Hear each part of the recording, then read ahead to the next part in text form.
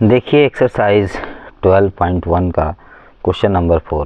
Question है a cubical block of side 7 centimetre is surmounted by a hemisphere. एक cubical block है जिसका side 7 centimetre है, उसको उस पर एक हेमिस्फीयर सरमाउंटेड किया गया, मतलब हेमिस्फीयर उस पर टिकाया गया है, रखा गया है, एक तरह से कर सकते हैं। फिर करा क्वेश्चन में what is the greatest diameter of the hemisphere can have. अब हेमिस्फीयर का मैक्सिमम कितना डायमीटर हो सकता है, ठीक है। तो जब भी डायमीटर होगा अब हेमिस्फीयर का जो है उसके क्यूब का जो एज है, मतलब जो साइड है, उससे ज़्यादा तो होगा नहीं तो सरमाउंटेड नहीं कहा जाएगा। Find the surface area the, और सॉलिड का सरफेस एरिया में फाइंड करना है।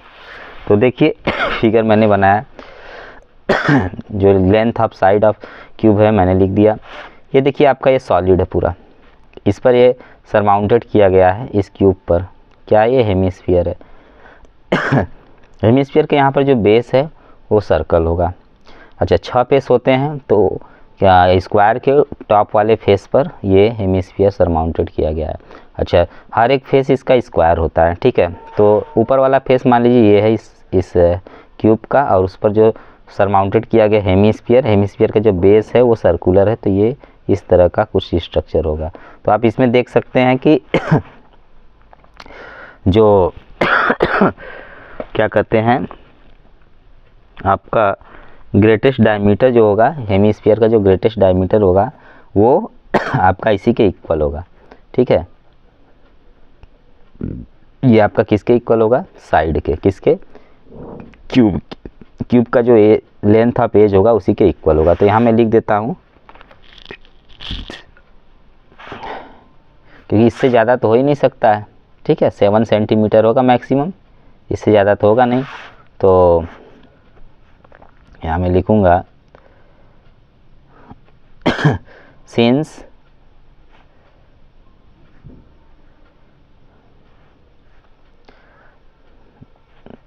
the side of cube is 7 centimeter, therefore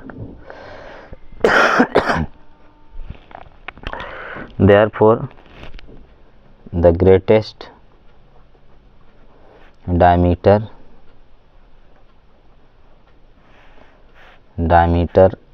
of hemisphere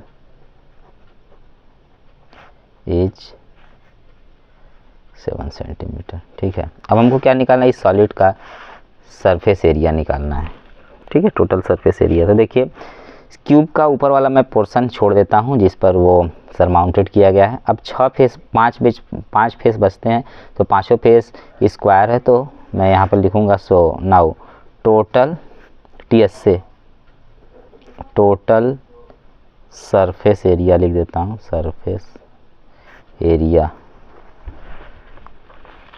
total surface area of solid equal 5 face पहले हैं, तो 5 फेस सभी फेस का साइड होगा, ठीक है। सभी फेस स्क्वायर होंगे, तो 5 इंटू ए स्क्वायर में लिख देता हूँ प्लस।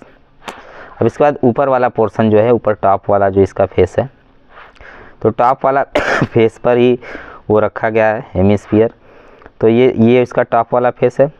अब इतना एरिया कवर कर रहा है हेमिस्फीयर का, ये बेस वाला है, और ये हेमिस्फीयर है पूरा। तो हेमिस्फीयर का कर्व्ड सरफेस एरिया आपका क्या होता है, 2 पाई आर स्क्वायर। क्या होता है, 2 पाई आर स्क्वायर। तो हेमिस्फीयर का curved surface area 2 pi R square होता है, और उसके बाद जो बेस है वो सर्कल, तो पाई आर स्क्वायर होता है। तो वो तो यहाँ पर हम कैसे फाइंड करेंगे कि कितना एरिया होगा, ये जितने पर रखा गया ये, ठीक, और 5 फेस ये हो गया, तो मुझे इतना ही निकालना है, ठीक है। मुझे क्या करना है, हेमिस्फीयर जो है वो, और उसके बाद पांचों फेस हैं उनका मुझे निकालना है, ठीक है। ये जो ओवरलैपिंग है, मतलब एक तरह से कह सकते हैं ये जो सर्कुलर पोर्शन है ये हेमिस्फीयर में भी आएगा और उसमें भी आएगा, किसमें, ऊपर वाले फेस में। किसके ऊपर वाले फेस में आएगा, इस क्यूब के ऊपर वाले जो फेस है, टॉप वाला फेस है, उसमें आएगा। तो मेरा ये वाला जो एरिया होगा ऊपर से, ये काउंट होगा जो मैं शेडिंग कर रहा हूँ, ठीक है। ये वाला एरिया काउंट होगा और हेमी स्फीयर का कर्व्ड सरफेस एरिया काउंट होगा। ये सर्कल वाला बेस वाला छूट जाएगा, ठीक है। तो 5a² और कर्व्ड सरफेस एरिया क्या होता है हेमी स्फीयर का 2πr²। और फिर उसके बाद ये जो शेडिंग वाला है तो इसको कैसे निकालेंगे, स्क्वायर में से सर्कल वाले को माइनस कर देंगे, तो साइड स्क्वायर माइनस πr² कर दूंगा मैं। आपका हो जाएगा 5a² है तो ये यहाँ पे स्क्वायर है तो यहाँ पे 6a² हो गया, 2πr² माइनस πr² तो ये प्लस πr² हो गया, ठीक है। a की वैल्यू कितनी है आपकी, a की वैल्यू है आपकी 7 सेंटीमीटर का whole square, plus pi, r की वैल्यू कितनी है, पाई की वैल्यू मैं रख देता हूँ 22/7 और r की वैल्यू कितनी है आपकी 7/2 सेंटीमीटर का होल स्क्वायर। सॉल्व करिए, 6 7 7 49, 6 × 49 centimetre square plus 22/7 × 7/2 × 7/2 centimetre square, 7 to 7 cancel 1 time, 2 से 11 टाइम, तो आपका कितना आ गया 6 × 49, 6 का 49 मटेरियल 6 9 54 हो गया, 6 4 24 हो गया, 6 4 24, 24 और 5 24 और 5 आपका 29 हो गया, प्लस 11 7 77/2 सेंटीमीटर स्क्वायर।